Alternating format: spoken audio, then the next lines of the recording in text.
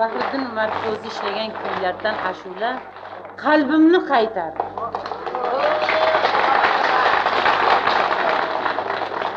Qadrdon do'stlar, bu qalbimni qaytar ashulasining oti qancha qisqa bo'lsa, mazmuni mundarijasi shu qadar uzun. Kichkinagina mundarijasi.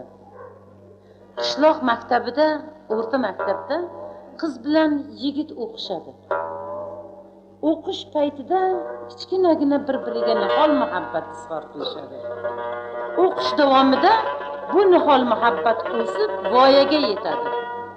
Maktab bitirgach, qiz bilan yigit ahd paymonni bir joyga qo'yib, shaharga institutga o'qishga ketishmoqchi bo'lishadi. Ittifoqo bir qarshilik bo'ladi-yu, qiz institutga ketib qolib, yigit qishloqda ishlab qolishiga to'g'ri keladi. Qiz institutda o'qib yurgan kezlarda bir student yigitga ko'ngil berib, uni sevib qoladi. Institutni bitirib, diplomni olib, yashagan qishlog'iga qaytib kelganda, haligi yigit student bilan qaytib kelganda, qishloqda vafodorlik bilan kutib yotgan yigit aytadiki: "Ey bevafo, men sening bevafoligingni bilganimda chin qalbimni senga topshirmagan bo'lar edim. Endi menga o'sha chinni piyoladay jaranglagan toza vijdon qalbimni qaytar, ey sevgi sotar."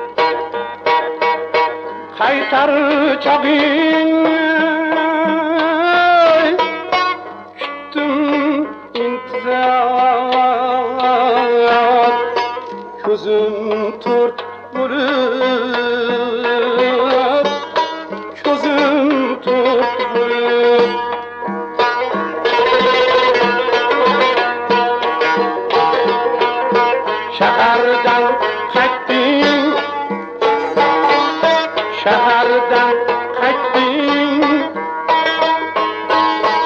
ayning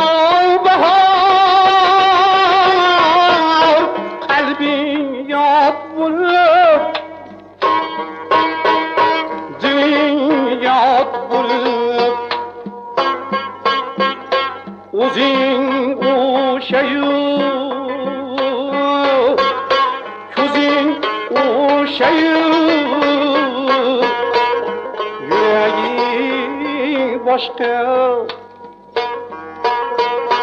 o'zing o'xshayib ko'zing o'xshayib yuraging boshqa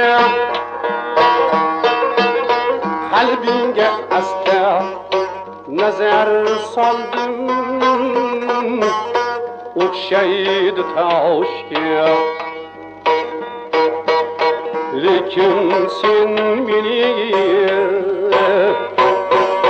qalbimni qaytar o'zimga qaytar o'zimga so'ngra ko'rma sevgi sotar zinhor ko'zimga qalbimni qaytar o'zimga qaytar o'zimga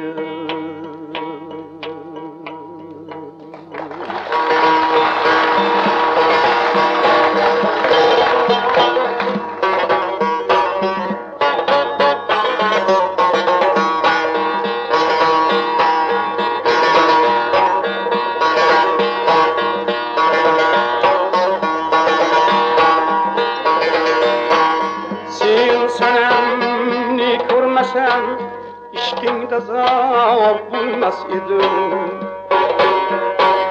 sen sanamni ko'rmasam ishqingda zor bo'lmas edim jon dil bilan asir muftalo bo'lmas edim jon dil bilan asir muftalo bulmas edim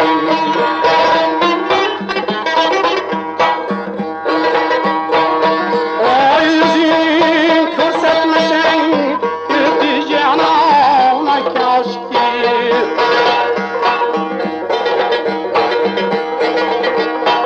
sochlaring toligaman bir yo'l asir bo'lmas edim bir yo'l asir bo'lmas edim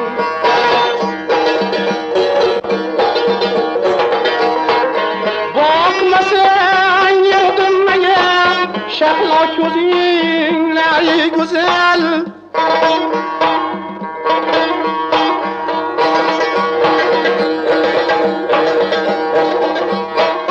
ko'priging boqigaman bir yo'l nishon bo'lmas edim har neki dedim senga keskin gunohim ipari har neki dedim senga keskin gunohim ipari ishq o'ti kuydirmasa balki gunoh qilmas edim